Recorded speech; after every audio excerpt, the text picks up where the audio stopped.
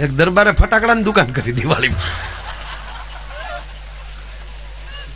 4-5 છોકરા રાખ્યા દુકાને, એ પોતે વળી ખુરશી લઈને બળો લઈને બજારમાં બે જેને આને 500 ના બાંધ દે, પણ બાપુ પૈસા, હવે તારી પાસે પૈસા ક્યાં ખોટા હશે, કારણ ખોટા તો અહીંયા જ બીજે ક્યાં થવાના હતા, ઈ ટેન્શન તો હતું જ નહીં, તારી પાસે ક્યાં ખોટા, લે આને પૈસા ના બાંધ દે. બપોર છુતા પોણી દુકાન ફટાકડાની ખાલી. હવે ઈ હેરીમાં એક વાણિયા રહેતા હતા, નગર શેઠ રહેતા હતા, વાણિયાનો દીકરો નીકળે, શેઠ ને 5000 ના બાંધે. નાના બાપા કે અમે વાણિયા કહેવાય, જૈન છે જૈન, તમારે પાસે જૈન ફટાકડા ન હોય, લે જૈન ફટાકડા નાખો, જૈન ફટાકડા. જૈન ભાઈજી નથી આવતું જૈન ફટાકડા છે, એને ખબર નહોતી કે 21મી સદીનો દરબાર છે. જૈન ફટાકડા હોય જ ને, ધંધો લઈને બેઠા, જાવ જમતા હો ત્યાં પેક કરાવી દો. જૈન ફટાકડા ગોતો. શેઠ જમીન આવે તો 2-3 કાર્ટૂન 5000 ના બીજા બાંધો, 10000 ના બાંધ્યા જૈન ફટાકડા. 20 છોકરાને બેહાડી દીધા, કાગળની ભૂંગળીઓ ખાલી વાટ્યું, કાગળની ભૂંગળીઓ ખાલી વાટ્યું, ગંધરપ નાખ્યો જ નહીં. હાલ્યો શેઠા જૈન ફટાકડા, જાઓ લાવો 10000 લઈ લીધા ને ઓલા ગેરેજીને ફોડ્યા, ફૂટે હું સુર થયું ખાલી. તો શેઠ પાછા આવ્યા, એ કે આ તો સુર થાય, ફૂટતા નથી, એ જૈન છે, એ અહિંસક હોય, હિંસા ન કરે તારા ડોહા. શેઠ ગામ મૂકીને મુંબઈ વહી ગયા, ગામડે રહ્યા બીજા.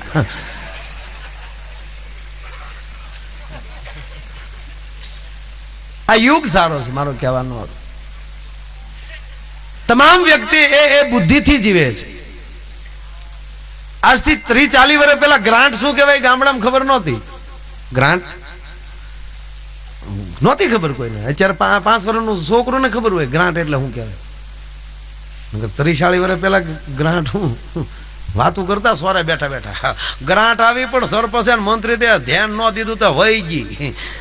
તા એક બાપા શું કે એકલી હતી, એ બાય સમજતા હતા, હું કરો તમે લ્યો.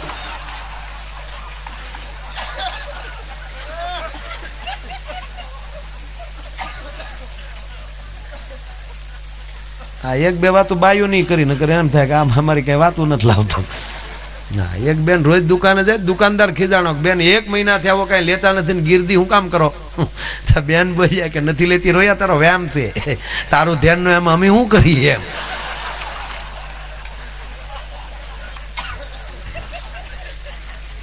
એ તો મહિને દુકાનનો માલ મેળવી ઘટે એ અમારું બટકાવેલું. એ બધી વસ્તુ સાચી સાહેબ, પણ એ જે અત્યારના યુગ પ્રમાણે આજનો યુગ,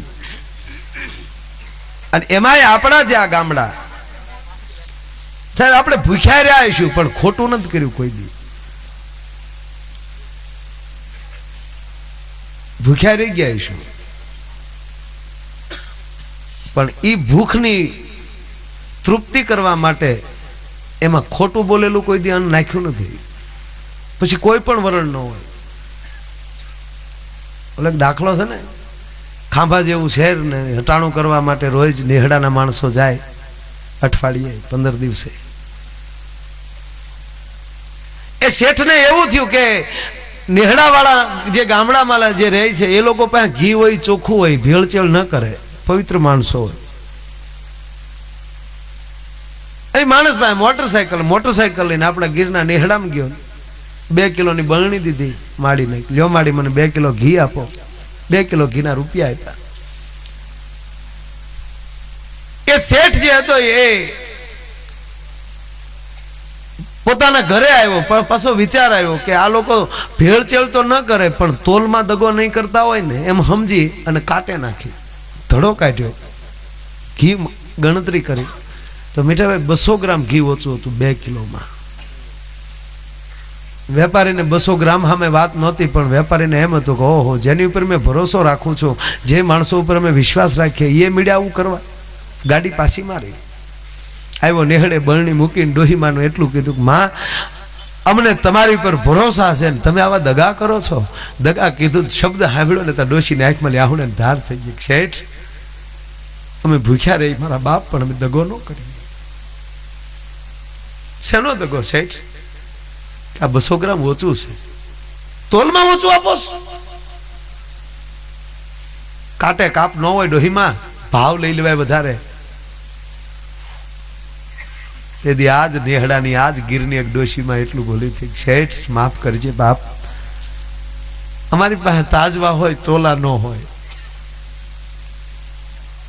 તે 2 કિલો ઘી માગ્યું મેં ધડો કરી, અને મારી પાસે 2 કિલોના તોલા નહોતા, પણ કાલે જ મારો દીકરો તારી દુકાને 2 કિલો ખાંડ લાવ્યો થઈ, પડીકો અગબંધ પડ્યું હતું, એ 2 કિલોની ભારો ભાઈ મેં તને ઘી આપ્યું. હવે નક્કી તું કર લેજે કે આમાં દગા કોણે કર્યા. સાહેબ તમે 3 રૂપિયાની ખાંડમાં કોકને છેતરવા જાઓ ને તો અખિલ બ્રહ્માંડનો માલિક 300 રૂપિયામાં તમને છેતરવાની વાત ફાઇનલ છે. જેટલું એને તેટલું જ તેને, તલ ભાર વધુ દેનાર નથી. અને શેઠ આડતીઓ મહા ઉદાર, એને ચોપડે ક્યાંય ઉધાર. એની પર શ્રદ્ધા રાખીને જે જીવે, એની પર ભાવ રાખીને જે જીવે, અને આ યુગમાં જે સત્યને, અને આ અત્યારના વિજ્ઞાનનો યુગ છે ને, એની અંદર આ માતાજીને યાદ કરવા માતાજી કેટલા મોજમાં આવે. અગર અત્યારે કોઈ માતાજીને માને, કોમ્પ્યુટરને માનતો થઈ ગયો. હવે લાપસી મોકલશે તો તમને કહું નેટ ઇન્ટરનેટમાં મોકલવાનું. હા, ચામુંડમાનો ઈમેલ નંબર આપણ, એટલે ક્યાં ઓફિસમાં હોય અહીંયા ચોટીલા, એ લોકોનો ઈમેલ નંબર, એટલે એમાં તરત એ સર્ચ કરીને મોકલી દે એમ. એટલે હામેલી જવાબ આવશે કે લાપસી પોગી ગઈ, પેપ્સી મોકલો. આવું શરૂ થવાનું. મોબાઈલ 30 વર્ષ પહેલા ખબર હતી આપણે મોબાઈલમાં વાતો કરશું, એને બદલે મોઢામાં દાંત નથી, એ ડોસ્યું મોબાઈલમાં વાતો કરે. તાર દાદા શું કરે, દાદો કે હિમ કે ડો દાદો. હવે તો મોબાઈલ 20 રૂપિયા એવા આવવાનો, કોઈક મારવા આવતો છે મોબાઈલ કે ભાગો ભાગો ભાગો, ભાગીને રોડે ચડશું તો એરા દેખાડશે, ન્યાલી તો ઓલા આવે આમ આમ આમ.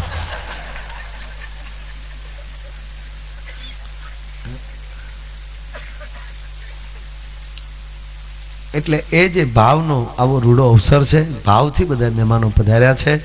આગળ ઘણી બધી ફરમાઈશો, ઘણી બધી વાતો છે એ કરશું, પણ હજી તો કાર્યક્રમ શરૂ નથી કર્યો. આ ટેસ્ટનું અમારે બધું ગોઠવણ થઈ છે, હજી માઇક ટેસ્ટિંગ થયું છે, પણ મહેમાનો આવ્યા છે. સ્વાગત લઈ, પણ એક શરત પ્રમાણે કે સ્વાગત લઈને કોઈ મહેમાન વયા ન જાય. સ્વાગત થઈ જાય તો ચાલો, હવે સ્વાગત થઈ જાય પછી ખોટી ન થવાય એમ કે. હા, ભાઈ કોઈ હૈયા છો, હા, નકર મત નહીં દે. હમણાં આપણે હકારવું, આને મત ને બોલેલા ના, લેરી રાજા મજા આવે એવી વ્યક્તિ છે. ઠાકર કરે ઠીક, એ જગમાં કોની હોય પછી ભી, મારો ઠાકર કરે ઠીક જી.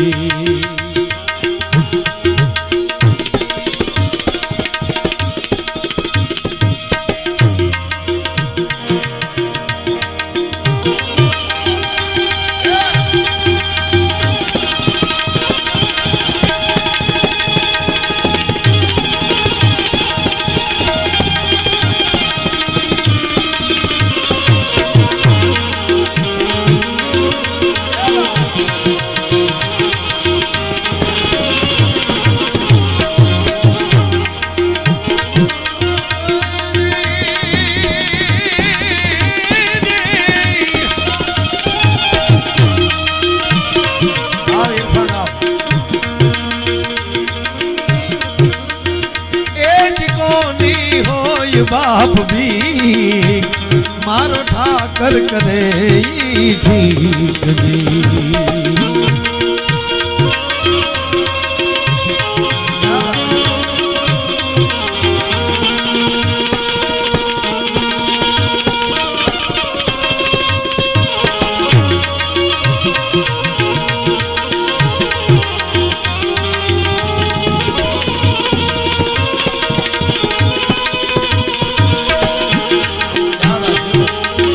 બીજી એક તો ફોન કરી દઉં. અહીંયા પ્રોગ્રામમાં આવ્યો છું એ પ્રેમથી આવ્યો છું. આ પ્રોગ્રામ પૈસાનો પ્રોગ્રામ નથી, પ્રેમનો પ્રોગ્રામ છે. અને સદાય તમે જે અહીંયા જે વરહો છો એમાંથી એક પણ રૂપિયો અમારા કોઈ કલાકાર લઈ જવાના નથી. તમામ રૂપિયામાં ખોરડના ચરણોમાં મૂકીને જવાના છે, એટલે મન મૂકીને વરહજો.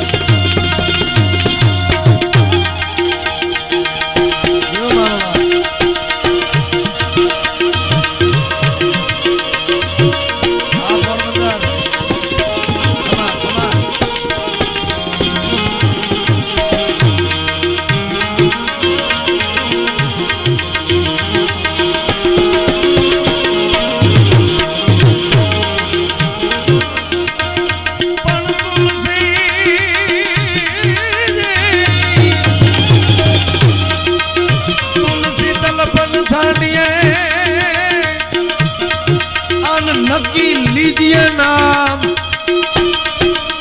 ए मानस मजूरी देत है ये तो भला क्यों रे रखे गोरा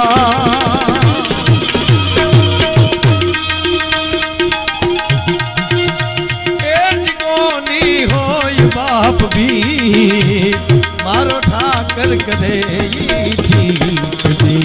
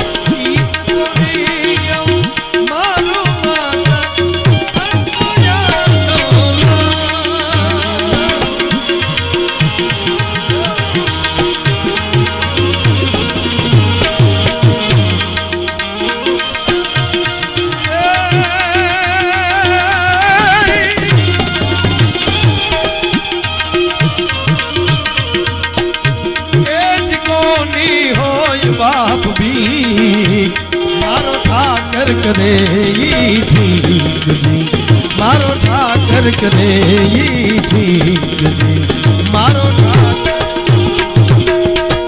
ठाकर करे ठीक जग में कोनी होय पछी बीक भाई मारो ठाकर करे ठीक भले थोड़ा पीड़ा एम भीड़ा भीड़ो सारू लगे भले रहा एटला हाँ आ रुपया में क्या बाबू आम ताकत तो खरी हो कई आ रुपया बोलो अमार नथ लई जावन पण अडे ने माथे तो अंदर थी उपड़े के भले फेफसा फाटी जाए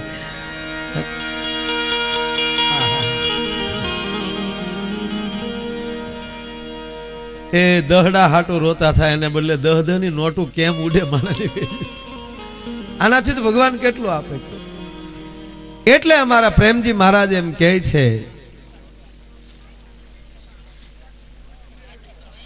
હવે એ કઈ નક્કી જ નહીં ક્યાં આમાં જો આ એટલી જ વાર લાગે સાપ શરૂ થઈ ગયા પછી વાંધો જ નથી આવતો પછી ક્યાંથી આવે ને એ કોઈને ખબર જ નથી રહેતી ભાઈ આનું નામ કૃપા ભલે પીડ્યા ભાઈ હવે હું એકવાર કહી દઉં પછી બીજી વાર મંડળ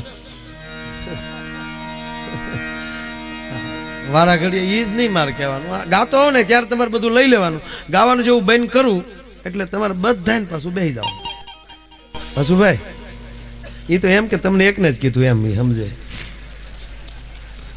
આમાં એવું હોય બધું હા જે સાપ બંધ કરો એ જ પંખો બંધ થાય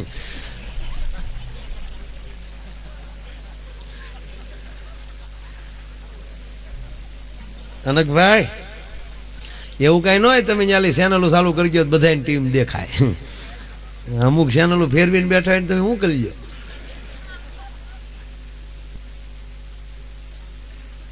પણ આ મને શબ્દો બહુ ગમે છે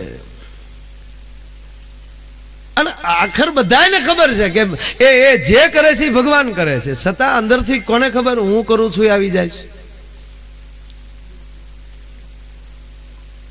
એટલે આ કવિની કવિતા મને ગમે કે ભાઈ તું બધું ભગવાન ઉપર છોડી દે એ અઘરું તો છે જ અર્જુન રોજ હારે રહેતો તો છતાં જો એને અહંકાર નડતો હોય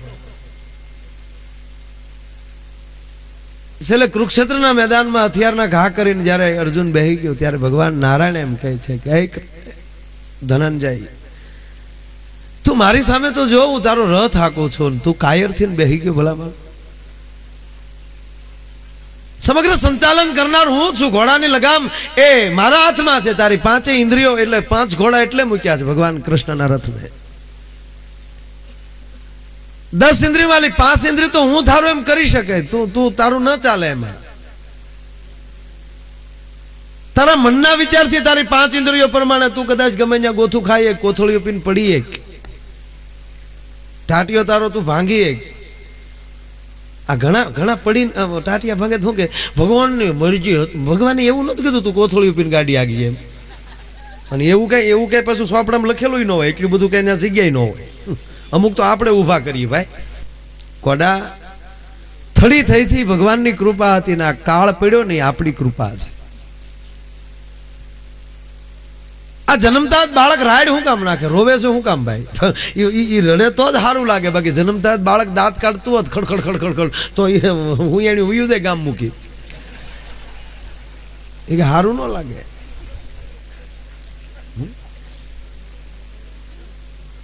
એટલે માણામાં ભાવ હોય, એટલે આગ્રહ હોય. એટલે અમારા કવિ, મને આ કવિતા એની જે ગમે છે, પણ તકલીફ માણાની શું છે ભાઈ? હવળું થાય તો સમજે પોતાનું ને હવળું ઈશ્વર આધીન હવળું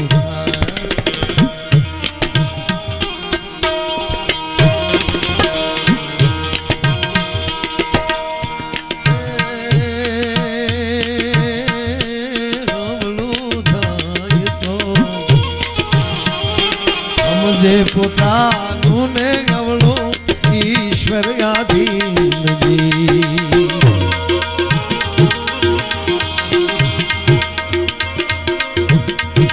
નસીબ ના વાક કાઢે નકામો બાપ નસીબ ના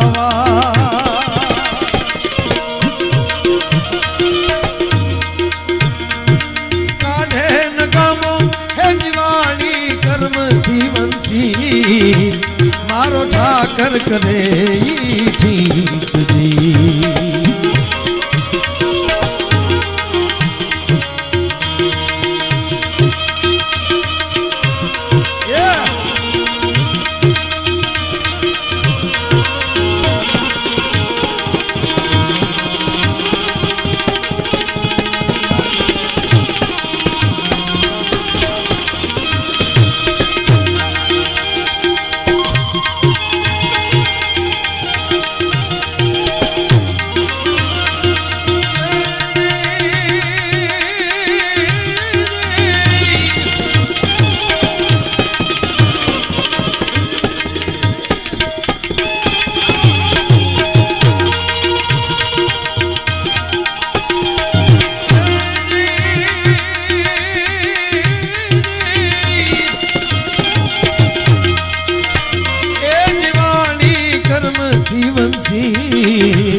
મારો ઠાકર કરે ઈ ઠીક જી, મારો ઠાકર કરે.